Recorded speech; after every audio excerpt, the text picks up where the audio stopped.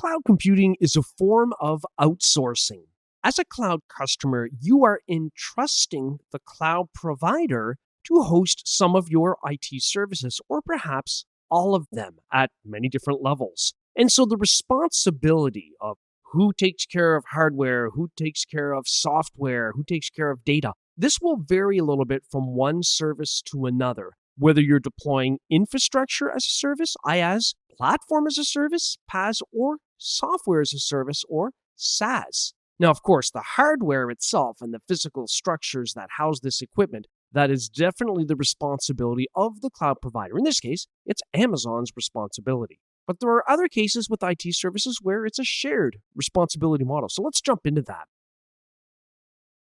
Let's start with infrastructure as a service, or IaaS.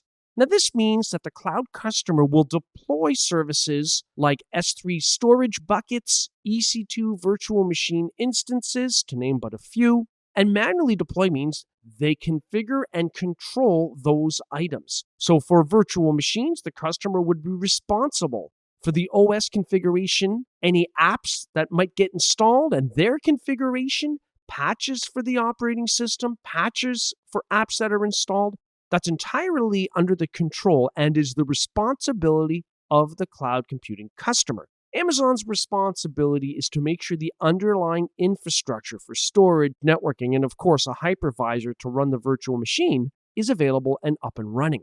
Again, for virtual machines, Amazon is responsible for whatever is required to make them run. So there is a split responsibility then when it comes to infrastructure as a service. When you work with platform as a service or PaaS offerings, think of things like databases. In Amazon Web Services, perhaps you are deploying a relational database service or an RDS database like MySQL or Oracle or Microsoft SQL Server. So how is the responsibility split in that type of an example? Well, the customer, that would be us, we are responsible for limited configuration settings at the database level, such as whether the database management listening port is publicly accessible or not. But as customers, we would be responsible for all resultant data and the design of the tables in those databases and queries and so on. But the great thing about platform as a service, which is often called serverless computing as a general term, now there's always a server running somewhere, but the thing is that customers don't have to manually deploy those virtual machine servers and maintain the OS and patches.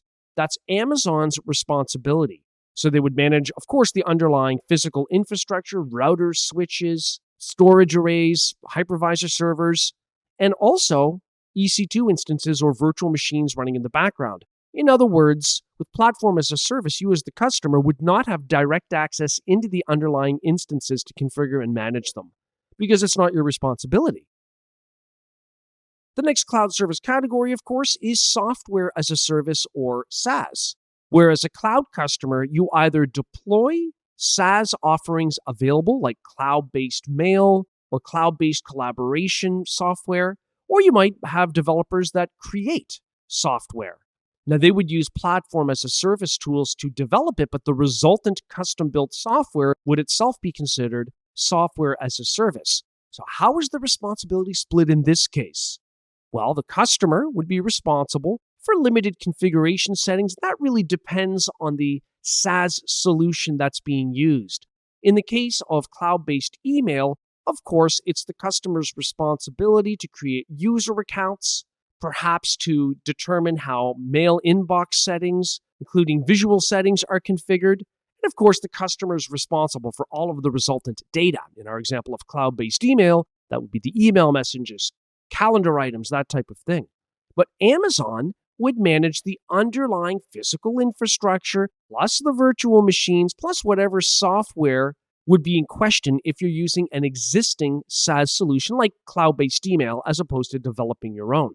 Now, this is important. Understanding where the responsibility line is, so to speak, helps you plan and budget for IT support costs. It also helps with incident response plans, disaster recovery, because if you're using SaaS solutions and a server goes down, you don't have control of that server. Amazon does. So it might necessitate, as part of your incident response plan, to very quickly send in a ticket to Amazon. The other thing to think about for the services you will be using in the AWS cloud are the service level agreements. Pictured on the screen, we've got an example of an S3 service level agreement, or SLA. A service level agreement provides details about guaranteed uptime for a service. And if those guarantees are not met, the cloud provider offers service credits against the next cloud computing bill for that customer. For example, under the monthly uptime percentage column here for S3, if there is less than 95.0% uptime over the month, then you as a customer would have a 100% service credit percentage applied against the next bill. Now, this percentage would be based on the amount of cost that you've incurred for that particular service.